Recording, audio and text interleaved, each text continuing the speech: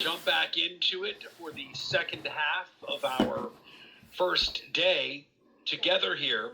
A question at the break that I want to address with the entire group. There was a question about whether or not there'll be a recording available to you of the class here this week. The recording is being made for compliance purposes. The recording of a live class like this, according to the NMLS, is for compliance and audit review only. The live class for a live student is required that you attend live. And so the NMLS determined years ago, they said, listen, if we enable a recording or a replay of the class, people won't pay attention during class. So if we're doing a live class, you've got to be there, right? It's kind of like somebody showing up in a college class today and just like running an AI thing on their phone and not paying attention in class the whole time. You can do that now this way, but the NMLS says, look, the recording is, honestly, between you and me, as helpful as it would be, if you could go back and watch it. If it were up to me, I'd say, yeah, give them a recording, give them a replay. I think it'd be great. But the NMLS, through their own studies over the years, have determined that what it does is it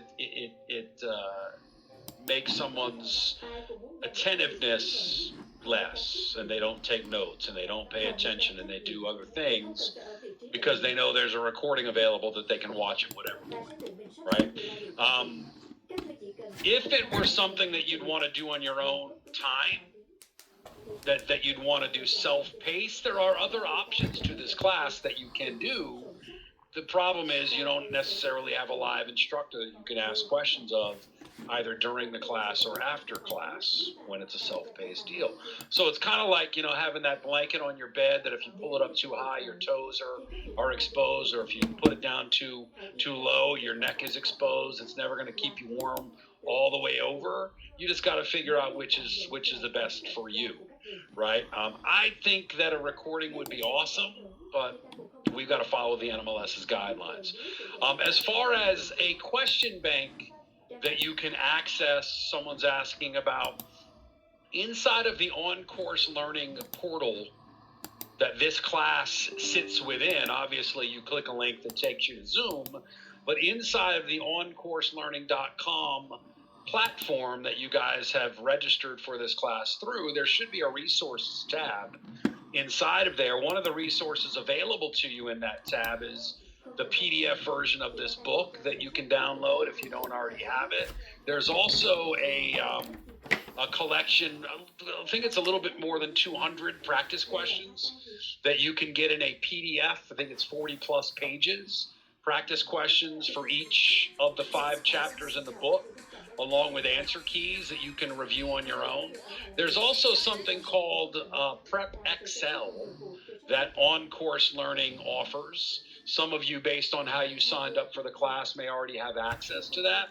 If you don't, we'll talk about it later in the week, how you can access it. It's a separate product, so if you don't have it as part of a package with this class, you might have to purchase it, depending on what company that you're set up with and what agreement they may have with OnCourse, okay? Are you able to access notes on the test? I'm not sure what notes you're talking about. As far as notes on the test that I would respond, it's just what we're talking about here. As far as notes on the test, otherwise, I'm not really sure what that means. So you have to clarify on that for me. All right. As far as the rest of the day goes, just want to the training deck itself. The notes. So the PowerPoint presentation that I'm going through, that is something, because it's accredited content, meaning it's part of this 20-hour class that the NMLS requires be delivered in a certain way, and it's considered what they call intellectual property of on-course learning.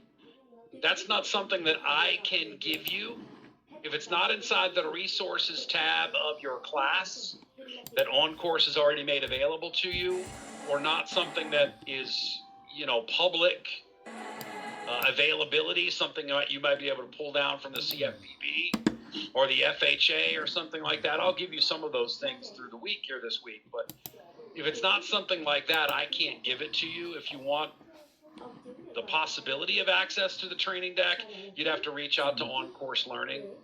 If that's not something inside of the resources that they make available for you for the class, you'll have to ask them directly for something like that. To be clear, guys, I am contracted by OnCourse.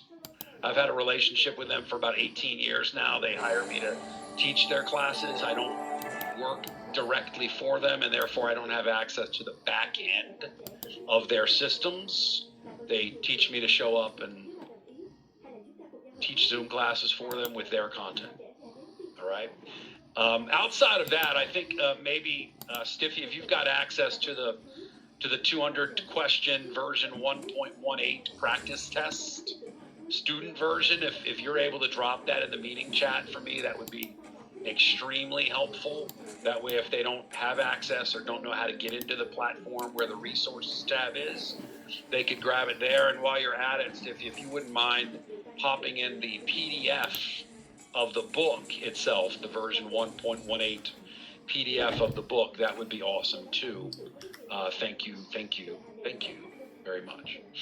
All right, now back to where we were content-wise. We left you inside of the Truth in Lending Act. We rolled up to the right of rescission just prior to the lunch break.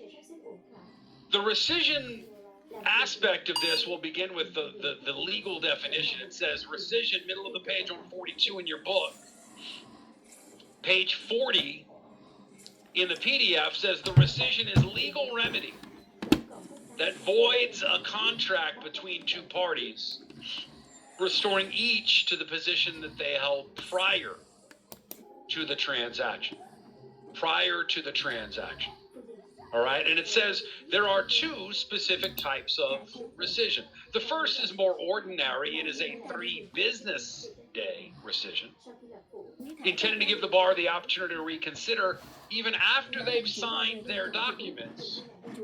A 3 business day window within which they can reconsider, do I really want to go through with this? Right? Sometimes when a borrower gets to the closing table and they're given closing documents to sign under the stress and pressure of closing day, they don't always read the documents as carefully as they should. And they might have missed something that later that evening or the next day, they might look a little more closely and go, wait a second, this isn't exactly what I agreed to. And there are some loans that allow, even a day or two after closing the loan, that they could cancel the loan before it actually funds, before the money gets wired during that period. Not every loan allows for that. We'll talk about what loans do and what loan doesn't in just a minute. The 3-year rescission is a little different. It's only available where there are borrowers who didn't receive, number one, a notice of their right to rescind, and number two, maybe the required disclosures that the Truth in Lending Act mandated be given to the borrower. Maybe they didn't get all the disclosures they were supposed to, or they didn't come accurately within the guidelines of the law. In either case, that would be considered a violation of the law, a violation of the consumer's rights, and a 3 business day rescission period, therefore, would be extended to 3 years, really giving the borrower some ground to make a lawsuit. That's really what that 3-year rescission period allows for, is the grounds for legal action to be taken against the lender. The more ordinary of the two, though, is the 3 business day rescission, which is the normal rescission period extended a borrower whose loan allows for it. Now, we said not every loan allows for it. Let's talk about which do. Bottom of that same page.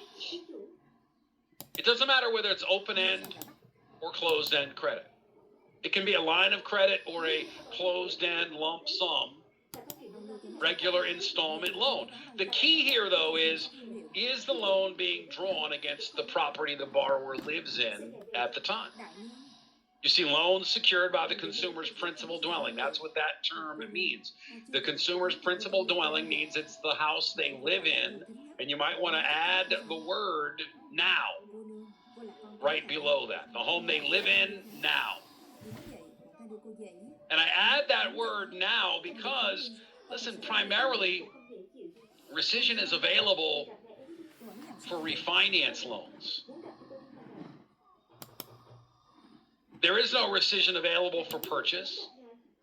That's not the home the borrower lives in at the time the loan's being drawn. Maybe it's the home the borrower moves into tomorrow after the purchase loan's finished.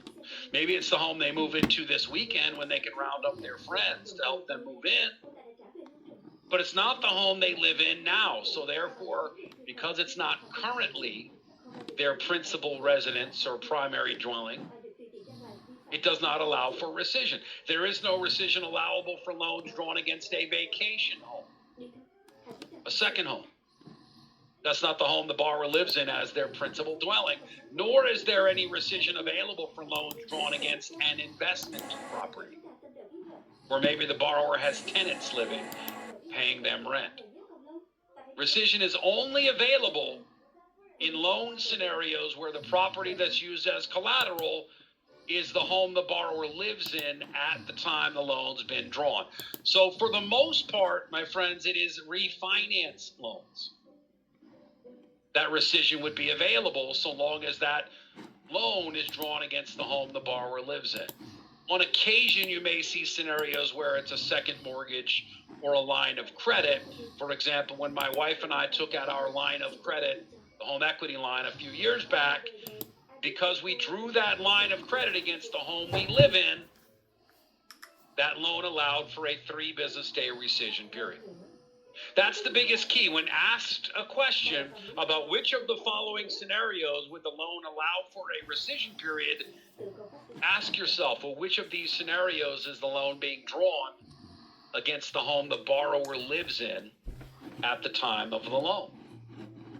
Now, where there is a right of rescission allowed, the notice of right to rescind, middle of the following page there, is due at the closing table. That's its timing. It's due at the closing table, and creditors are required to give 2 copies of that notice of right to cancel at the table to every party that has got an ownership interest in the principal dwelling securing the loan. So anyone with ownership interest, think of it this way. If you've got a married couple, for example, and by virtue of the marriage, each has an ownership stake in the property that's being used as collateral, each must be provided their own copies, plural, of their notice of right to cancel. Why is it 2 copies? Because in theory, if someone wants to cancel their loan, they'd sign one and send it in and keep the second copy for their records. If it's electronic documentation, they need only be sent one. Because if they want additional copies, they can just hit print, print, print, print, print as many times as they want.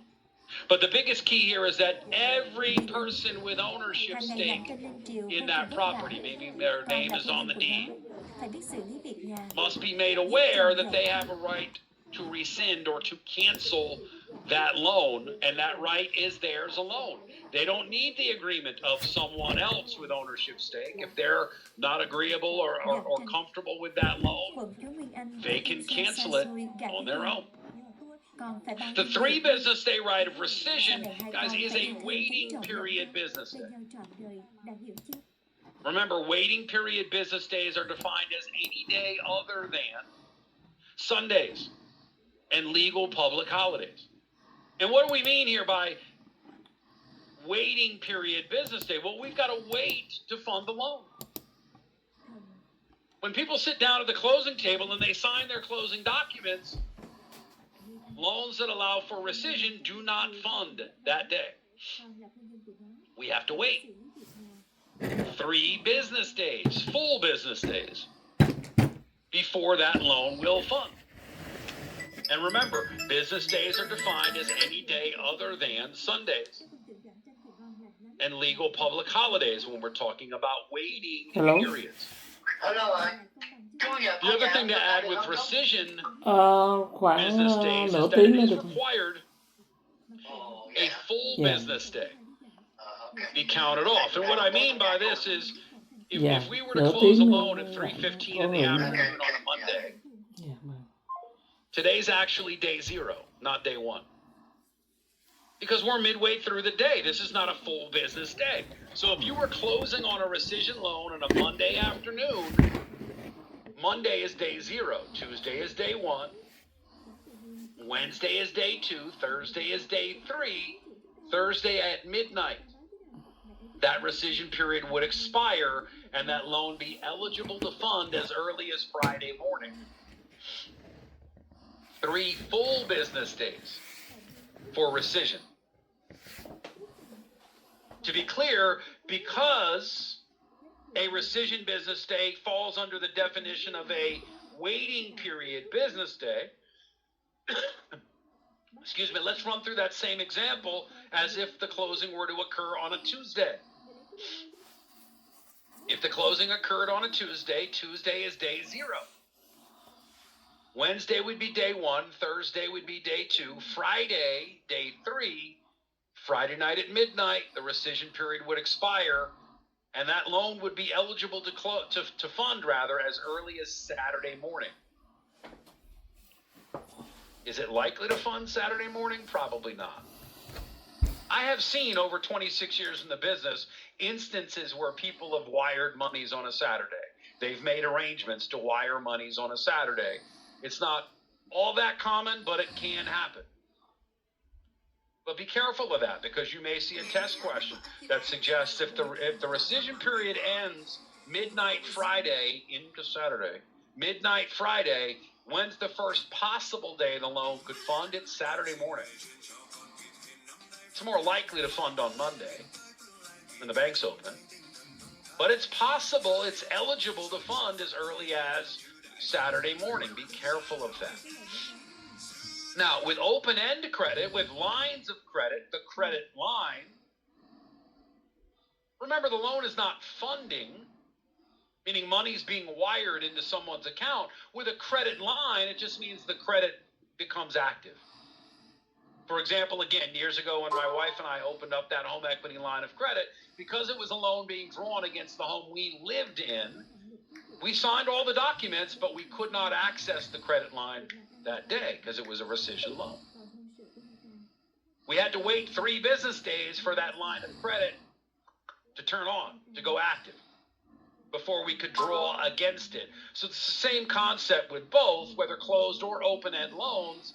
It does not go live until after the rescission period has expired.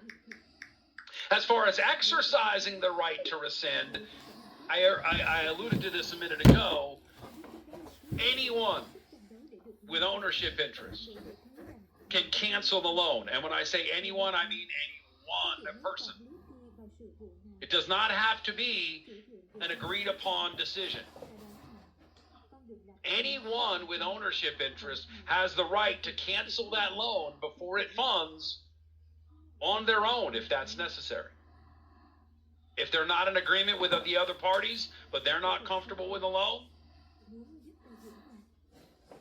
they have the right to cancel that loan on their own. Any one person with ownership interest in that property and rescission rights, then, of course, can rescind that loan on their own prior to it funding or prior to that loan going live if it's a line of credit.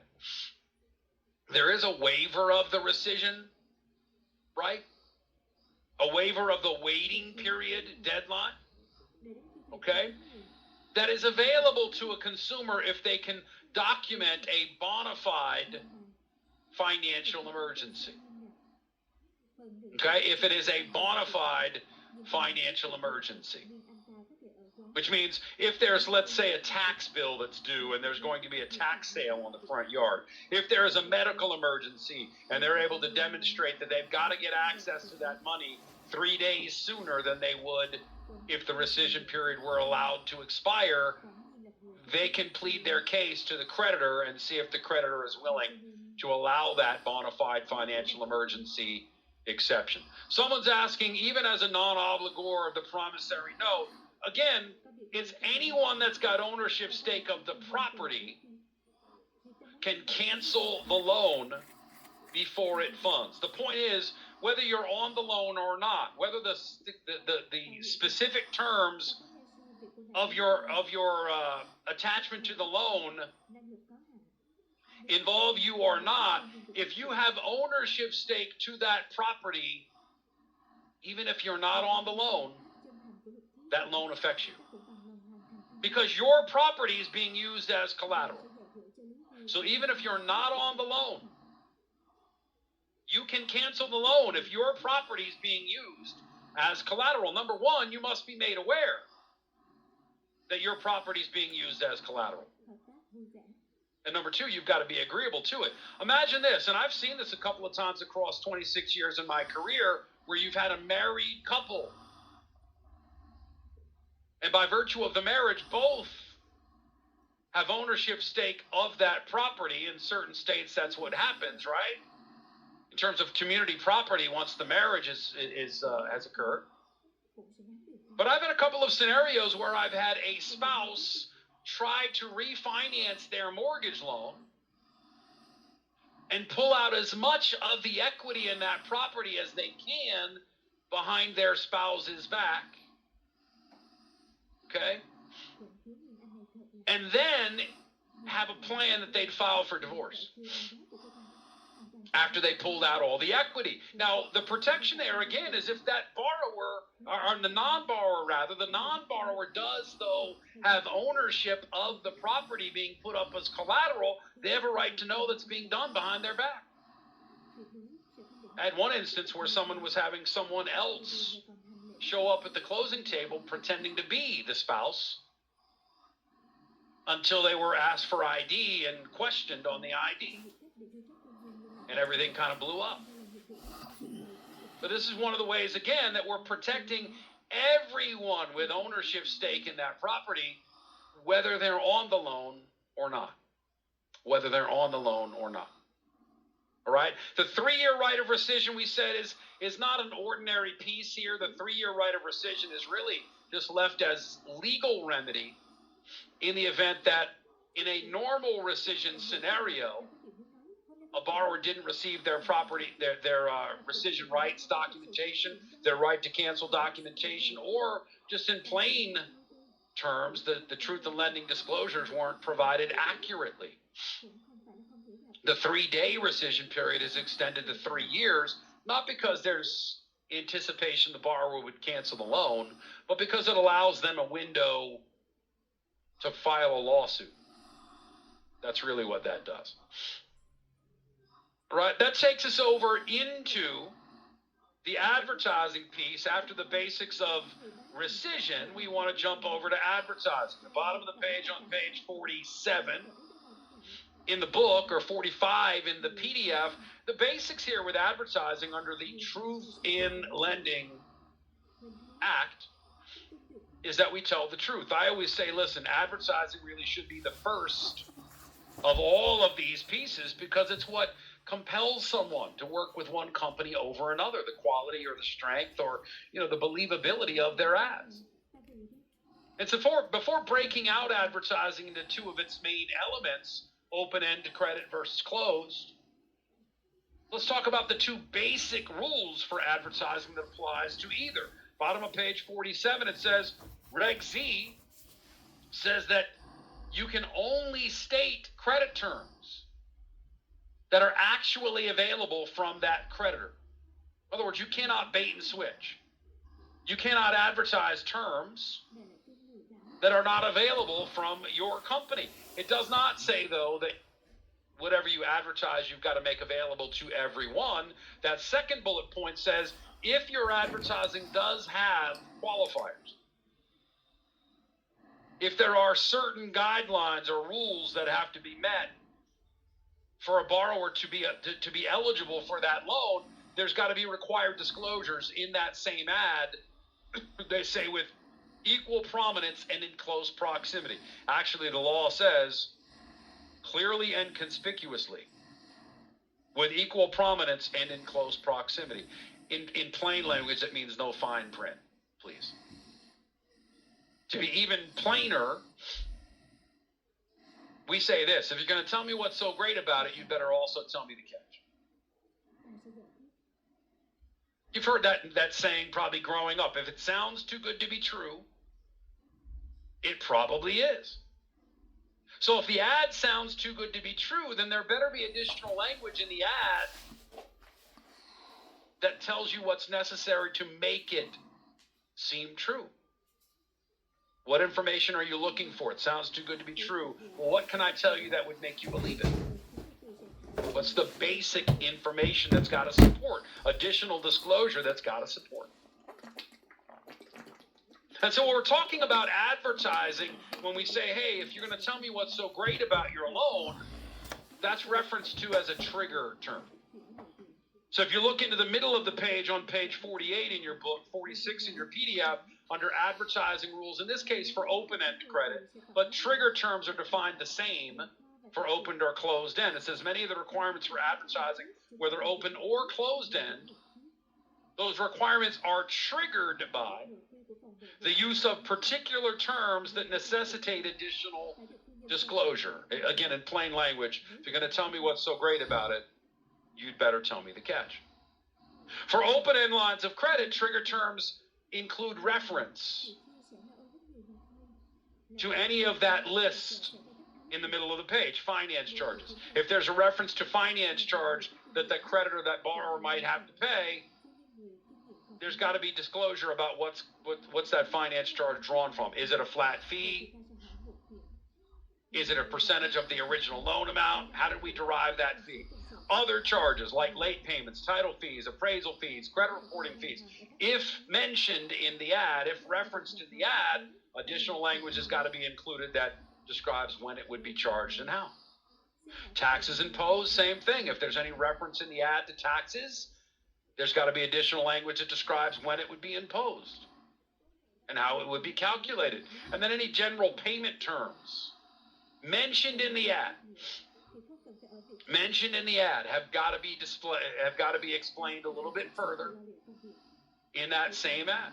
This is why for a lot of credit commercials, you see a lot of general information. It's pretty plain on purpose, because they know the more specific information they include, the more information they've got to include on top of that, giving additional disclosure.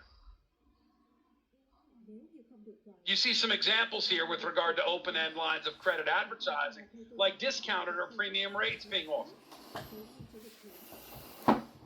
Not uncommon for open-end lines of credit, HELOCs, that there's a teaser rate offered for the first 6 months, 12 months. And that's fine. If you're going to advertise the teaser rate, you've got to identify it as being a teaser rate and then describe what happens after that teaser rate's up. And they give you an example of what would be acceptable straight there in the middle of the page on page 49 in the book or 47 in the PDF. It says in bold and italicized, it says 7.5% APR for the first 6 months. After 6 months, the APR jumps to 10.5% and then is subject to increase based on market conditions from that point forward. And what I hear a lot with that example is people say, Ed, that gets worse with every sentence. And it does, but that's the point. The point is, tell me the truth. You can tell me what's great about it. You can tell me your selling point, but tell me what happens afterward. And tell me the truth so that now that I'm fully informed, I can make a good decision. What about advertising minimum periodic payments? In home equity lines of credit, again, this is very common too, where a borrower may be able to pay, let's say, interest for the first 5 years of that loan. In other words, that's all that they're responsible for covering. But if that results in there being what they call a balloon payment at the end, after 5 years, whatever principal balance remains is to be settled up in one lump sum payment. Well, that can be very detrimental. That could put the borrower in a bad spot if they've got to come up with all of that money at once and they weren't aware. So again, if you're going to tell me what's so great about it, you could pay just interest for the first 5 years of this loan. But if there is a balance after 5 years, you're going to have to stroke one big check to pay off the rest of the loan. That doesn't sound so great when you've got all of the information. And that's the point of truthful advertising. If the advertisement references tax-deductible interest, now we've got about 80% of our group that are 0 to 5 years in the business, and maybe some of that's closer to 0, I would expect for most of you. And even if you're brand new, though, I would imagine that a lot of you are familiar that mortgage interest can be beneficial when it comes to tax deductibility. Depending on how you file, whether you use the standard deduction or you itemize, you could get a benefit of mortgage interest on your tax returns. And what they're saying here is if you're advertising as a creditor tax deductible mortgage interest as a selling point, you've got to include in the same ad that this doesn't always work out exactly the same for every borrower. Some scenarios may be tax deductible, some may not. Specifically, the consumer should advise a tax advisor regarding the amounts that may or may not be deductible for their situation. Everybody's different. Now that takes us over to closed-end credit and the advertising guidelines here. Top of the page on page 51 in your book, or 49 in the PDF. Very similar here, again with closed-end credit. There are certain terms used in those ads that would trigger additional disclosure. Any mention of the amount or percentage of down payment. 10% down moves you in.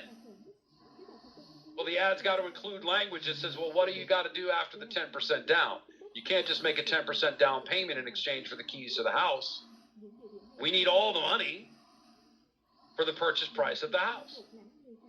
No, you would think when someone says 10% down payment that a lot of borrowers or buyers would understand, if I put 10% down, that means I've got to get a loan for the other 90%.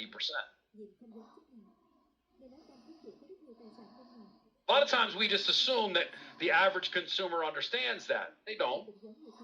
And that's part of the job that we do, is explaining all of that. If there's mention in the ad of the number of payments, or perhaps the period of repayment, 360 payments, that's 30 years. We can't just assume that the borrower understands that. It's got to be clearly defined. If the payment amount is mentioned in the ad, right? $300,000 loan for a payment of as low as $1,500. There's got to be further language about what that $1,500 payment includes. Is that principal and interest? Does that not include taxes and insurance? And then finally, just like open-end lines of credit, if there's a finance charge reference in the ad, further information's got to be included describing how it is charged, how we arrived at that number. I would just say put yourself in the consumer's shoes. If you're the person watching the ad, what's the information you need to know additionally in order to make that ad make sense? The law doesn't say whatever you advertise, you've got to provide whomever calls. The law says in your ad, you can specify that there are certain qualifications, but you just can't hide those additional qualifications. You've got to include them in the same ad. They say clearly and conspicuously, with equal prominence and in close proximity, which just plainly means no fine print, please. All right, that takes us to the knowledge check here regarding advertising. And again, with these knowledge checks, you're just going to fill the blanks in one by one with me inside the Q&A. Number one says the amount or percentage of any what payment is a trigger term for a closed-end loan.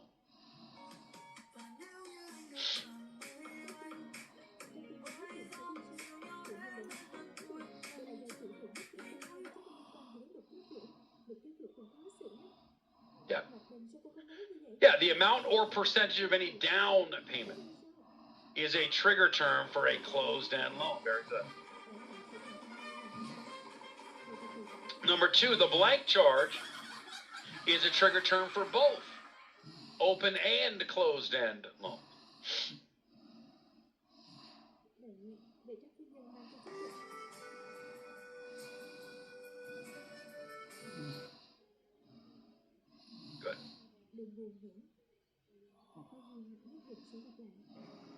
Yeah, finance charge. Finance charge is a trigger term for both open and closed-end loans. Should it be referenced in the ad, additional language has got to be included describing how it's charged or where it came from. Flat fee, percentage of something.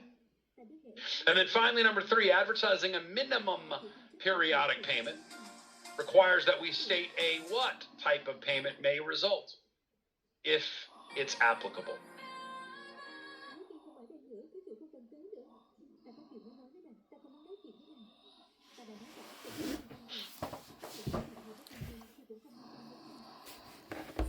Great. Yeah. This would be a balloon payment. A balloon payment. If a borrower's paying, let's say for 5 years, just the amount of interest that's accrued from month to month to month, that would mean they've made no progress in paying down their principal. And if that principal is to be settled up in one lump sum payment, and that's a requirement of that borrower, it's critical that they be made aware. That's all that says. That's all that means. All right, that takes us out of what we would consider, or what I coined, the Truth in Lending Act proper. The main protections of the Truth in Lending Act regarding the borrower, and brings us over into penalties for violations of the Truth in Lending Act. And that's the middle of the page on 53, 51 in your PDF. And as I mentioned a little bit earlier, I would be more aware or concerned with criminal penalties first and civil penalties as a subsequent kind of a follow-up, but not quite as critical. The criminal penalties here for violating the Truth in Lending Act, you see where there may be willful and knowing violation of the law, meaning with knowledge or on purpose. That could bring as much as a $5,000 fine and include imprisonment of up to 1 year. And listen, both for RESPA and TILAs, we've seen 1-year prison sentences. That could be the loan originator. People say, well, that couldn't be me, right? It's my company that would have to send somebody to jail. Well, that somebody could be you. And I say that because, again, if your company is able to demonstrate that they've properly trained you, that they've had you sign off on policies and procedures that illustrate you certainly knew what you weren't allowed to do, yet you did it anyway. And as soon as they found out you did it, they fired you. They can protect themselves from the obligation that they stood with you as an employee. And they could kind of hang you out to dry, as they say, as the one that has to suffer through this penalty. That takes us over to some subsections under the Truth in Lending Act that deal with predatory lending. Top of the page on page 55 in your book, or 53 in the PDF, HOPA, the Home Ownership and Equity Protection Act, is a rule written within the Truth in Lending Act. It's actually considered what they call Section 32 of Regulation Z. And if you glance at that outline, you can see within the Truth in Lending Act, the last 3 bullets or subsections there address these 3 areas of predatory lending protection. The Homeownership and Equity Protection Act is the oldest of these subsections, created in 1994 to address really was some changes in law and tax code, which brought about more use of home equity for financial purposes. The laws changed in the late 1980s and the early 1990s to really allow for greater access to home equity, even for borrowers who may not have been as well qualified. An encouragement as well for non-bank lenders, private lenders, mortgage brokers, and the like, to be more involved in mortgage lending. And so what it turned into in the early to middle 1990s was you had a lot of private lenders and mortgage brokers making loans to lesser qualified borrowers, charging higher rates and higher fees. Because the way the law changed in the 1980s and tax code changed in the 1980s, again, there was greater access. More and more people were being given access and given the privilege to become homeowners and use their home equity for financial pieces. But what it turned into is a lot of people overextending in the early to mid 1990s and running the risk of losing their homes. So lawmakers stepped in to address predatory lending by creating certain protections, first and foremost by identifying exactly what is high cost, what's too high a rate, what's too high a set of fees. And the intention of identifying these certain thresholds, too high a rate, too high a set of fees, it was meant to eliminate predatory lending, meaning, in theory, the creditors didn't want to be identified as predatory lenders. And this is all found within Regulation Z, within the Truth in Lending Act, specifically the bulk of it inside of Section 32. We do see pieces in Section 31 and 34, but you should recognize this subsection of the Truth in Lending Act as Section 32. It's still overseen by the CFPB because it's still a part of the Truth in Lending Act. It's just a specific subsection that was created in 1994, but updated in 2010 as part of the Dodd-Frank Act's revision. The Dodd-Frank Act, as a result or in response to the mortgage meltdown, the financial meltdown of 2008, 9, and 10, they said, you know, the rules that we wrote back in 1994 may not be as protective as we thought they were.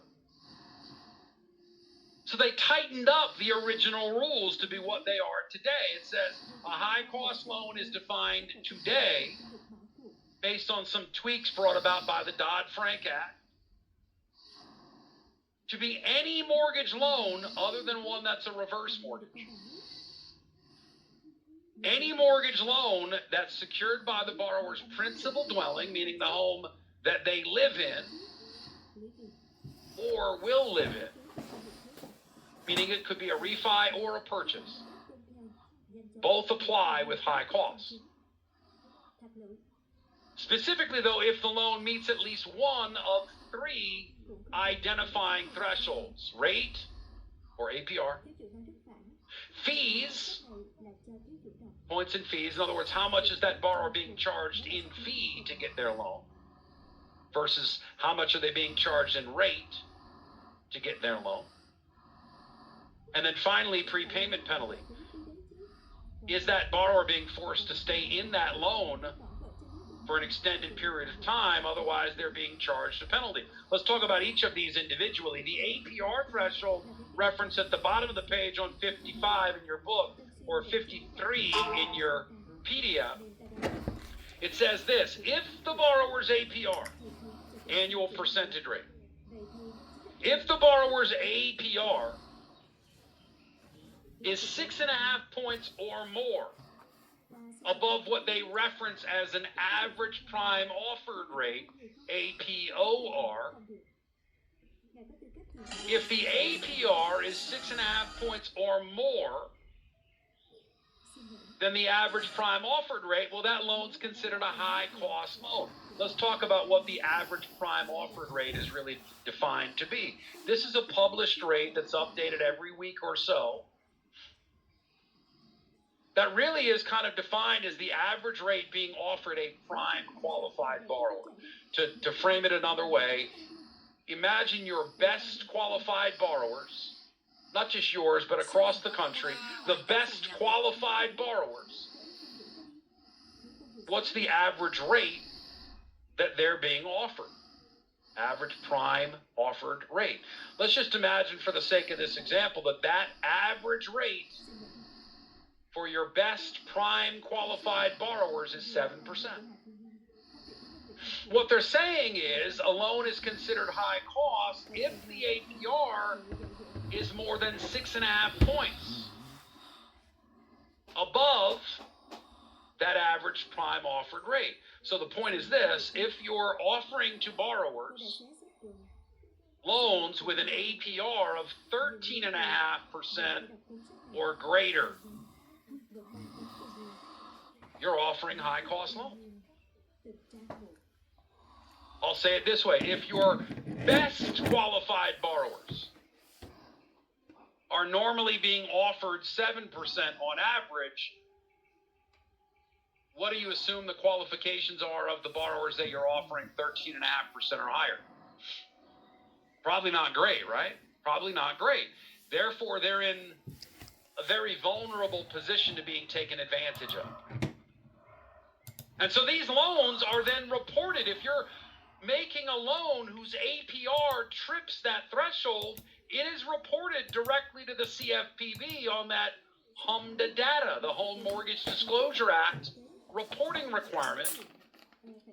We have to report on ourselves that we're making high-cost loans.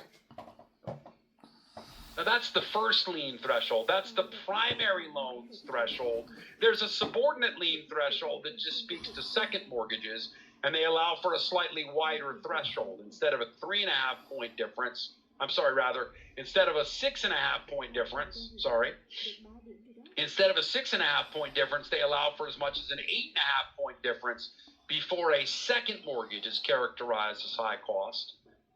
Why? Because a second mortgage is a higher risk. So they allow for a wider spread before that loan is characterized as high cost. If I were you preparing for this exam, I'd make sure to know the first lien threshold for APR is 6.5 points above what an average prime qualified borrower might be offered. Now, the next threshold here beyond APR is points and fees. And points and fees in the mortgage world, we're just really talking about what is the borrower being charged as a percentage of their loan amount in the fee that they're paying the lender to get their loan. So if you go to the top of the next page there, you see that the general threshold here for points and fees, and it says for loans of greater than $26,968, if you've got the hard copy book, that's likely the number you see. That's been updated as of January 1st. And that new number that's considered every single year at the beginning of the year is now $27,592. So for points and fees, they just say this: any loan made in an amount of $27,592 or greater, which is the majority of the loans you'll make, the points and fees threshold for that loan is 5%. So what they're saying is if you're charging more than 5% of the loan amount in points and fees, you're charging more than is necessary. You're charging a high fee. And you're giving someone a high-cost loan by virtue of the fee you're charging. They say points and fees. For my brand new people on the call, guys, the term point in mortgage terminology is a very general term. That means 1% of the loan amount. A point is equivalent to 1% of the loan amount. So if someone's being charged 2 points in origination, they're being charged 2% of the loan amount. If the loan amount is $200,000, 2% is $4,000. Points and fees is a general phrase that just means how much are you charging the borrower as a percentage of their loan amount to originate their loan. And the regulators are just saying, look, if you're charging more than 5% in an ordinary loan scenario that's greater than $27,592, you're charging too much in fee. So basically they're saying don't charge too high a rate. Otherwise we'll require you report to the CFPB that you're making high-cost loans. Don't charge too high a fee. Otherwise we'll require you report to the CFPB that you're making high-cost loans. And don't charge a prepayment penalty that's in effect for longer than 36 months, or that is more than 2% of the overall loan amount. And a prepayment penalty, guys, in mortgage kind of works like an early termination fee that you may pay in your cell phone bill, right? You sign a 2-year contract with AT&T, and then you try to get out of that contract to switch over to Sprint, and AT&T says, yeah, you've still got 18 months left. If you want out of your contract, you're going to have to pay us the remainder of your contract to get out. It's an early termination fee. In the mortgage world, prepayment penalties used to be very regularly used, especially by subprime mortgage companies, to try to prevent their borrowers from refinancing out of their high-rate loans before a certain time frame. It was not uncommon years ago for a loan to carry a 5-year prepayment penalty, which meant that if they tried to refinance within the first 5 years, they might be charged as much as 12 months interest, which, depending on the loan size, could amount to 10, 12, 15 grand. And that resulted usually in the borrower just staying in the loan, saying, I'm not going to pay that penalty, I'll just stay in the loan until it expires, and then we'll refi, hoping that they still had the opportunity to refi. But the lawmakers stepped in and they said, listen, that's kind of predatory that you'd force a person to stay in a loan at a rate higher than what they could get other places. Somebody could refi, let them refi. You can't have a penalty of longer than 3 years, 36 months, or more than 2% of the loan amount. Now, I will tell you, for my brand new people on the call here, especially my experienced people, you know this, the use of prepayment penalties in our industry has very drastically lowered. It's almost disappeared in our industry. There's a lot of states that don't allow it at all. If you do a loan in their state, they won't allow you to attach a prepayment penalty to the loan. And there are a lot of mortgage programs that won't allow it either, like the government programs are very strict about that, because it's considered to be a predatory lending term. And frankly, a lot of companies don't want anything to do with it, because it's one of those lending terms that really bright red light shines on your company, and the scrutiny from the CFPB gets very, very strict. And that's the same for any of these three. If you trip the high-cost loan thresholds in any of these three categories, you're required to report yourself. Your company reports itself to the CFPB as one that makes high-cost loans. And it brings the lens of scrutiny from the CFPB to your company. And most companies would prefer lower the rate a little bit, would you? Lower the fees a little bit, would you? So that we could get just below where that threshold sits and not put ourselves in that lens of scrutiny. Now, not every loan is considered high cost. Not every loan rises to the level of those three high cost thresholds. There are also what's referred to as higher priced mortgage loans as well. Bottom of that same page, 56. In your book, page 54 in the PDF, this is somewhere in the middle. This is not the borrower that's being offered the best loan terms, the best rates, the best fees, but nor is it the borrower being offered the worst loan terms, the highest rates, the highest fees. This is the borrower that's somewhere in the middle, and their loan is being offered in a sense that's just a little higher price. Hello? Yeah. It's not high cost, it's not the worst of the worst, it's just a little higher price, and it's specific to APR. Yeah. There's only one threshold, it's APR, it's driven by rate, and because it's somewhere in the middle, the threshold is Okay. Yeah, okay. comparison of the APR offered to the borrower, Yeah, okay. side by side to the average prime offered rate. Remember, the average rate being offered a prime qualified borrower, let's just imagine once again that that's 7%. And what they're saying is, for most first lien mortgages, so long as that loan does not exceed the conforming loan limit, which currently sits at $832,750, so long as your loan does not exceed that loan limit, they say 1.5 points is the APR threshold here.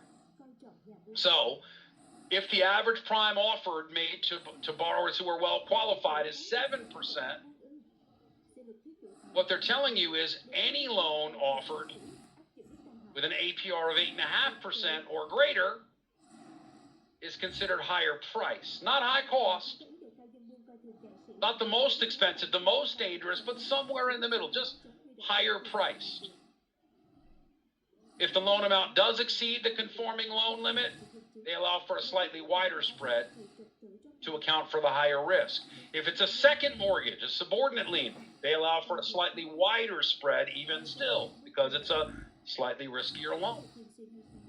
But if I were you preparing for this exam, the number that I'd make sure to know for higher priced mortgage loans is first lien threshold of 1.5 points above the average prime offered rate for that borrower. Now, on this same chart, just so that you understand the relationship, this is the average prime offered rate. This is the rate being offered the best qualified borrowers, prime qualified borrowers. This is the loan that's identified as higher priced. If we can continue down this scale to 13.5% APR, this is the loan that's considered high cost. As far as the relationship between the three, this is generally the best qualified borrower, furthest to the left. This is a borrower that's not terribly qualified, but isn't the best qualified. And then further down the line here, this is the borrower that's not well qualified at all and is most vulnerable to being taken advantage of. And this is just a means that the government is using to identify and categorize the risks involved with the loans being offered to certain borrowers. And all of that is laid out inside of the Truth in Lending Act. The high cost loan, we said earlier, is identified under Section 32 of Regulation Z, TILA. The higher priced mortgage loan is actually defined within Section 35 of Regulation Z, TILA. And then there's a third category of vulnerability here of predatory lending that's defined through something called the LO compensation rule. The loan originator compensation rule, bottom of the page on 57 in your book, 55 in your PDF, just identifies that there are borrowers that have been steered in the past into certain types of loans, not necessarily because of it being the best loan for the borrower, but instead steered towards certain types of loans because compensation was more for the loan originator. And the loan originator was deciding, well, if I'm going to offer my borrower a loan, why would I offer him a loan that I make $500 versus a loan that I make $2,000? I wonder which one I can convince them to take. In the olden days of mortgage, and again, a lot of you on the call have been around as long or longer than me, you remember when you could offer a borrower a loan that carried, let's say, a prepayment penalty and get paid more money. You could offer a borrower a loan that was an adjustable rate instead of a fixed rate and get paid more money. You could offer a borrower a loan that allowed for an interest-only payment and get paid more money than offering them a loan that was a fully amortized payment. And so what you wound up seeing years ago is loan originators steering borrowers into certain types of loans, not based on what was best for the borrower, but instead what was best for the loan originator's bank account. And the lawmakers stepped in and they said, listen, mortgage people, we see what you're doing, and if you're not going to do the right thing on your own that's best for your clients, we're going to have to mandate your behavior by creating rules that discourage compensation based on particular loan terms, that discourage dual compensation, meaning pricing loans where loan premium is developed, yield spread premium is created, and brokers take that money as compensation themselves rather than offering it as a rebate to the consumer. And it's intended to discourage steering borrowers into certain types of loans that may not be best for the borrower, but instead are more advantageous to the loan originator's bank account. So what they did is they created 7 specific compensation structures that, according to the law, are allowable. You can see this at the bottom of page 58 in your book, 56 in the PDF. It says these 7 permissible compensation methods allow the borrower to be best served here, because none of them allow the loan originator difference in pay depending on the different type of loan. You see, one of these that's most common is the loan originator's overall dollar volume being the baseline that pay is driven from. Very, very common in our business that a loan originator be paid a percentage, a flat percentage of their overall dollar volume. For example, maybe they're being paid 1% of their overall dollar volume, and that's it. And they closed $1 million in volume last month. That means they make a check of 10 grand. They get 10 grand. Doesn't matter what kind of loans they originated. Doesn't matter how many loans they originated. They're being paid a flat percentage of their overall volume.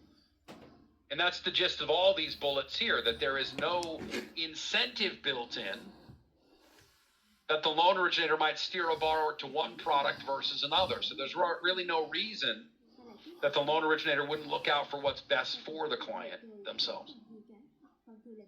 And a loan originator compensation rule is written within Section 36 of Regulation Z. Again, subsections here of the Truth in Lending Act that deal specifically with what are areas that borrowers have been preyed upon.